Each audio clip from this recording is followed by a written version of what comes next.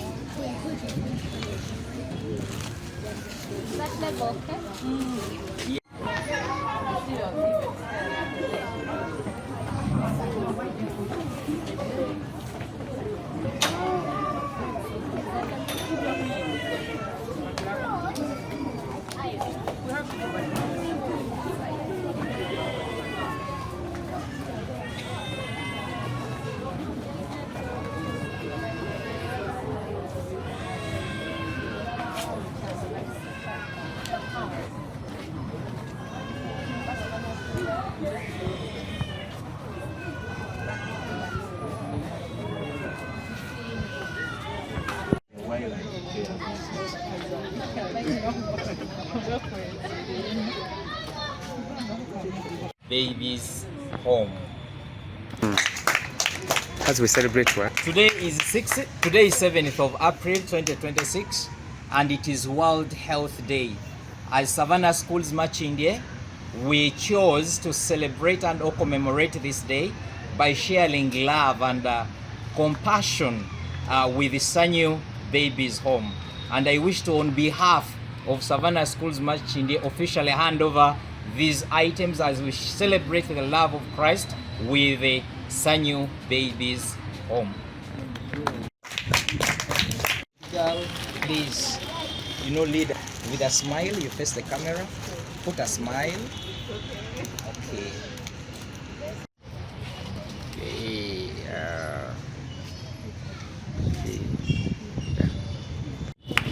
On behalf of Sanyu Babies Home, and we look at each and every time. Thank you so much. Please go and tell other people about Sanyu Babies Home. Some do not know what really happens here, and I'm sure many of you didn't know what happens here. So keep telling people about Sanyu, keep telling people about adoption, about volunteering, and about giving. Okay? So I'm looking forward to see you over the weekends with your parents. Some were asking me, so we are not going to carry the babies. I told them time is limited unless you come with your parent over the weekend and you carry the babies and spend a day here.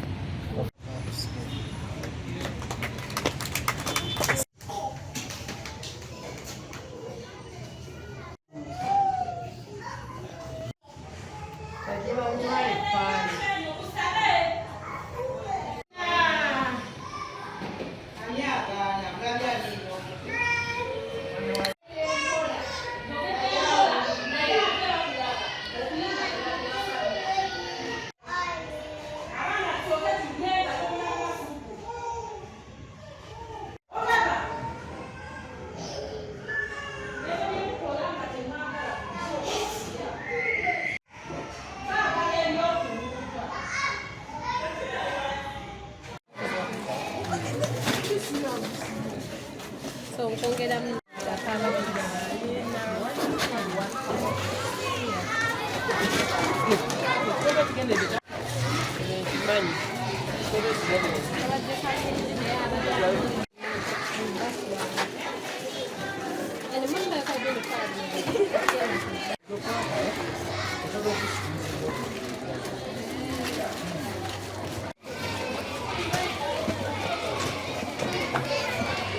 the boxes are very heavy.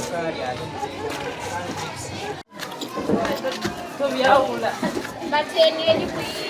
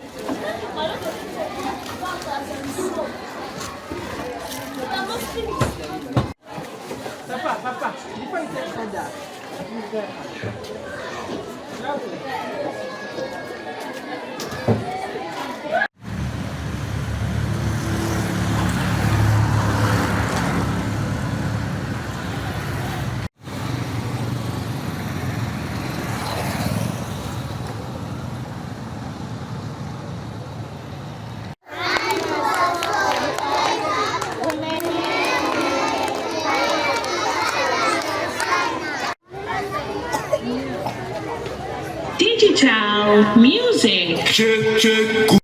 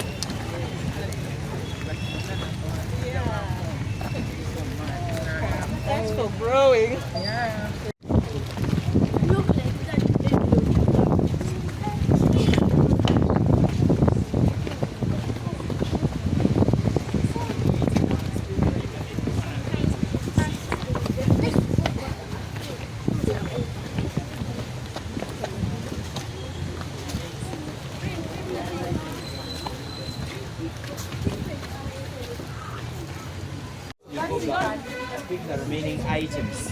All right? Diapers here. Diapers.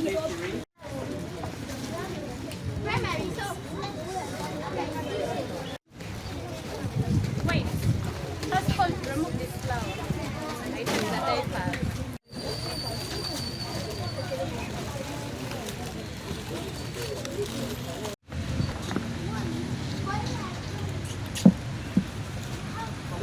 Jogere nga bonna bawulira? Okay. Wano bawulira? Tandika? Okay, amanya nze Kakoza Matiya nga mpeereza mu kifo kino nga social worker. Nga social worker obuvunaanyizibwa bwange kulaba abaana bayingidde batya mu kifo kino ate bafulumye batya. So ngobeera keesi z'abaana okulaba ng'omwana ayingira ate kulaba afuluma. So Sunny Babies Home tulina omuwendo gw'abaana ge tulabirira abaana 50. Wadde oluusi tusukkamu mu nnamba olw'obwetaavu obuli mu community obw'abaana okufuna bwe babeerako okulabirirwa. Sunny Babies Home tulabira abaana 50 abavudde mu bifo eby'enjawulo.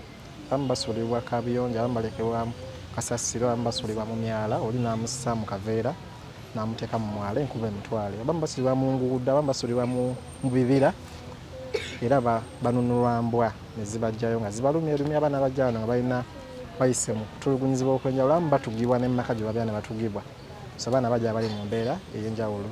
So omulamwa gwaffe kulaba nga abaana bawangalira mu families, si kuwulira mu bitongole. So tulwanirira nnyo okulaba nga abaana bafuna families batya. So bwe bajja wano tunoonyereza bazadde b'abaana wano tulabe nga badda ewaka n'oluusi tulemererwa. So tulemererwa tubawaayo for adoption. Abantu bajja ne batwala abaana ne babazaala mu mateeka era kyekirooto kyaffe baana funa families. Oluusi twendewalira okuba nga tubaweereza mu bitongole ebirala olw'okuba nga tubuliddwa abayinza obatwala. Olw'ensonga ezimu oluusi omwana mulwadde wa sikosero, mulwadde wa siriimu teri ayagala mutwala olw'ensonga ezo. So lwaki twagala abaana bakulire mu maka? Omwana wakulira mu maka afuna laavu eyo. Omwana omulala gye yanifunye n'abeerako mu ssomero ly'ebbeeyi n'asomerako mu ssomero n'afunako one-on-one attention. Tayinza abeera wano mu kitongole kubanga abaana bangi basobola kufuna eyo one-on-one attention. Okulabirira okwo bamisinga ku bintu bingi ebyandifunye waka. Abaana bangi bali mu bitongole mu Uganda. Abaana abasukka 50,000 bawangalira mu bitongole bino muno mu Uganda. Era ebitongole birabira abaana biyitirivu muno mu Uganda biwera 88 ebikola omulimu guno. Wadde Sunny Babies Home ye nkulu yebaddewo emyaka emingi, emazeewo emyaka 97. So twongera okuba omulanga abantu okujja otwala abaana babatwale adoption n'abo bonna alina kyamanyi ku baana bano. Abamu bajja n'alaba nti omwana amumanyi wa gundi.